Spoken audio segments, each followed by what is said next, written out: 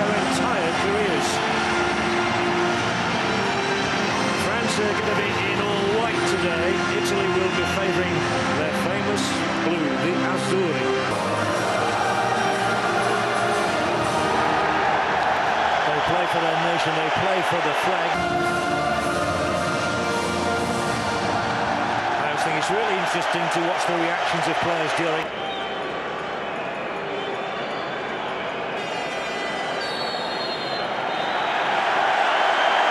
Being a key component.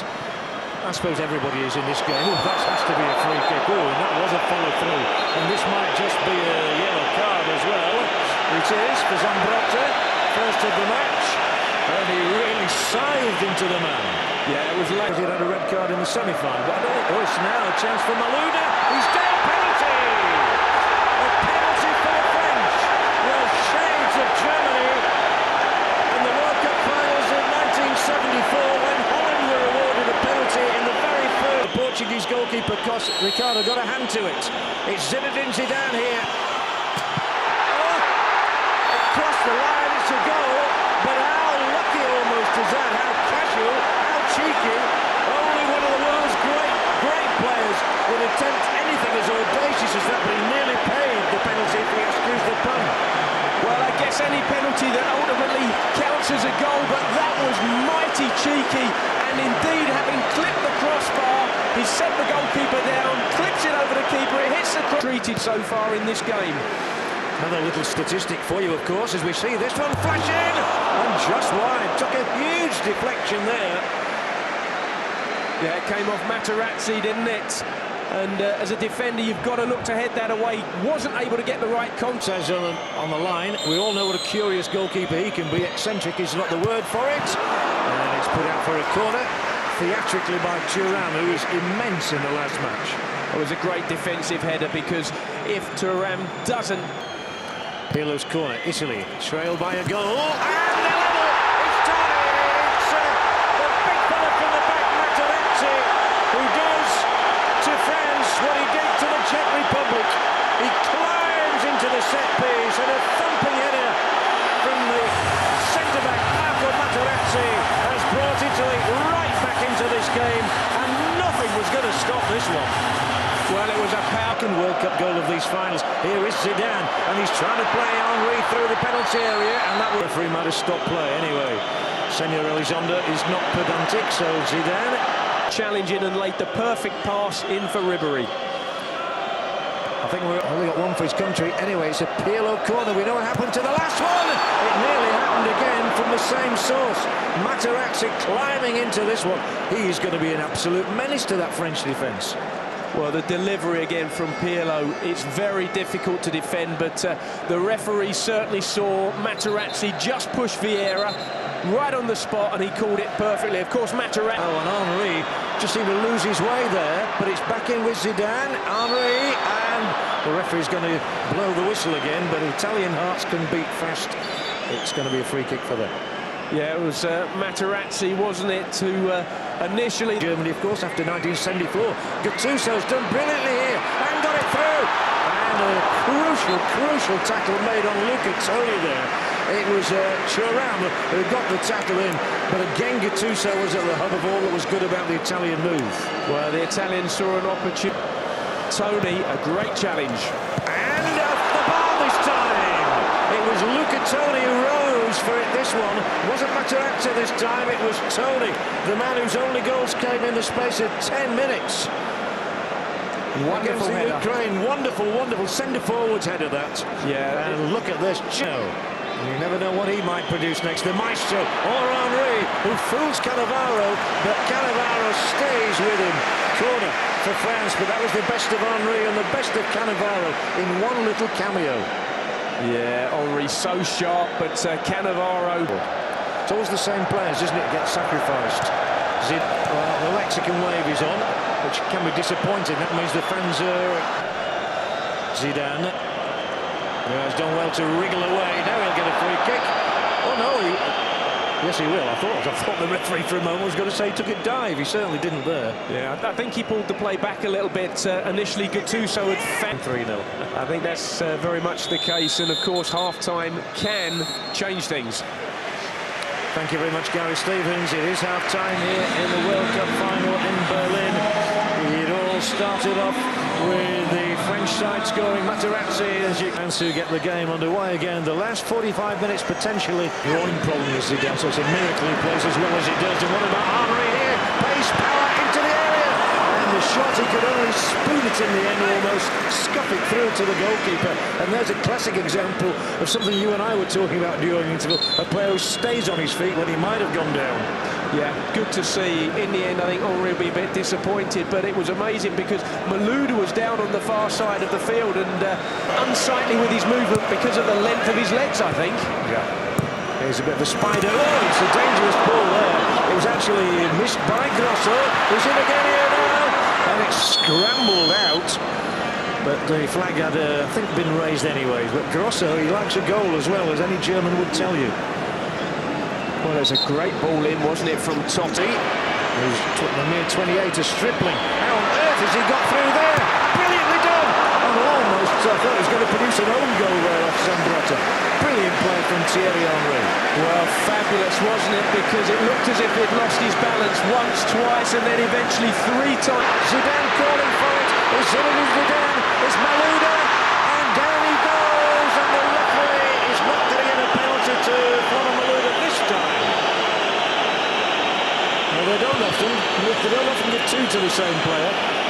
No, you're right. It looked slightly clumsy, didn't it? And you look at Zambrotta's reaction and he wondered whether the referee would give it. I've got to be honest, he went to ground, he didn't play the... Malouda twisting and turning and ramming his man. It's Malouda who's done superbly. And the ball is just behind Ribéry as he comes in. That's the best I've seen from Malouda. Yeah, did extremely well, didn't he? Wide on that left-hand side. And then when he finally gets into an area to... He's played it. I was going to say played at Liverpool. He was on Liverpool's books for a whole season. Totti off. And it's a free kick in here. This has got to be an astonishing moment. It's going to be disallowed. Tony's had it. Looked as though he'd counted. Every Italian arm was raised. Lippi was on his feet. He's not going to lose the ball. He's still chasing after it now, but Malouda's on it and flashes the shot in and nearly takes out one of our cameramen. Well, Malouda there, not quite able to hit the target. You know, it's a very difficult angle from there and certainly doesn't get his left foot around the ball enough. But I think worth a strike from there. But can France conjure up a lead here now? Because the French Ribéry have done rather well against Italy in recent times. I remember in that match in 1986 they won 2-0 with a goal from Michel Platini amongst them.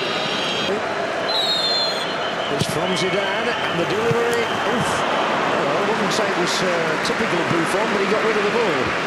Thought he had a chance to catch it. He made the choice to punch it away, but not particularly. Zidane with the free kick. Can he conjure up the magician? Can he conjure up a goal? It's too far. It's drifted out. Yeah, of course, it was Zidane's ball, wasn't it, against Brazil that set up Henry's chances. Not dissimilar because the ball has been flighted past everybody. But on this occasion, if you notice, Henry was actually rooted to the ground. And rather than follow in, was very... hoping to write his name into World Cup history. And he nearly did. Ever so nearly did. That was mighty close. Got to be honest, the French wall appeared to break a little bit and... that gave him the chance. Barthez, give him credit. I think he's had it covered. If that's going inside the post, Barthez gets a touch to it, but it just drifts wide. Yeah, he scuttled across well, didn't he? But it was a good free kick from Pirlo.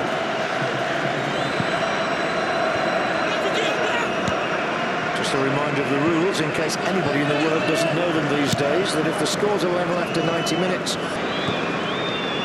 and soon referee Elizondo, in fact right now referee Elizondo will raise his arm and say enough's enough for the time being. So we are going to have the bonus World Cup final of 2006 into extra time. Was there.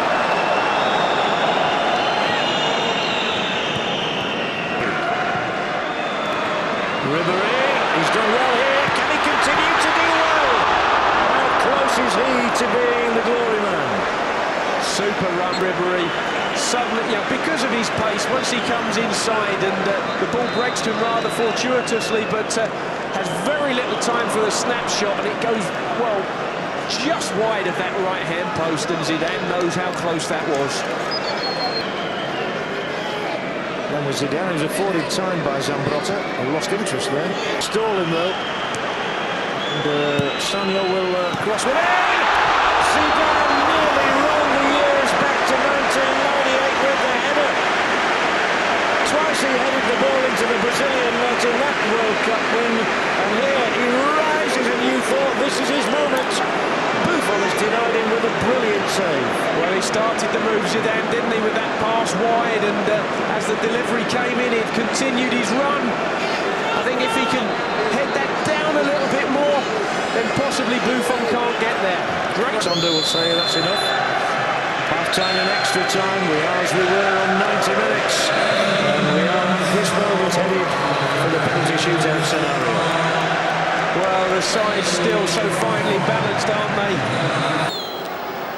So Italy start the last. Italian players are making a protest, and Buffon's come out as well.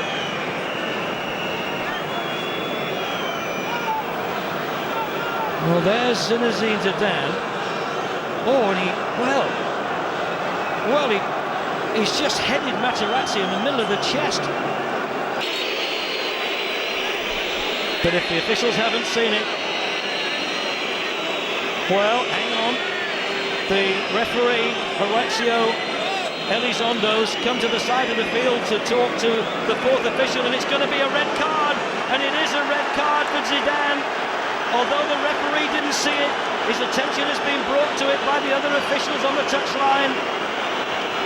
And John back from Makelele, Malouda. Chance here for France. They've got an extra player in the middle, and they couldn't cut it back. Wiltor trying to cut it back to Trezeguet in the middle, couldn't do so, but it was definitely a chance. He knew what he was trying to do, couldn't quite achieve it. But again, Italian defence is impregnable, and it will be penalties to decide the 2006 World Cup final. And Italy have never won a penalty shootout in a World Cup final. They lost against Brazil in the final in regular penalty taker, but he has been to miss in the Champions League final, and he scores. 1-0 Italy.